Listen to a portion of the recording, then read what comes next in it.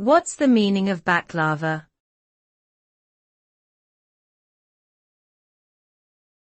Baclava.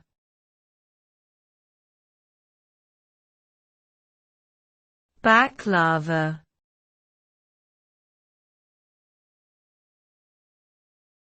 Baclava.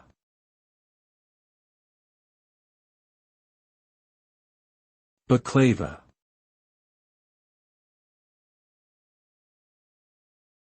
Baklava is a sweet pastry that is popular in Middle Eastern, Mediterranean, and Balkan cuisines.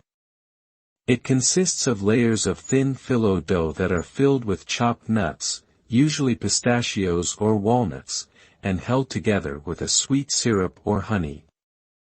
Baklava has a rich and buttery flavor and a flaky texture that is crispy on the outside and gooey on the inside. It is often served as a dessert or snack and is commonly enjoyed with a cup of tea or coffee. Baklava has a long history and is said to have originated in the Ottoman Empire in the 16th century.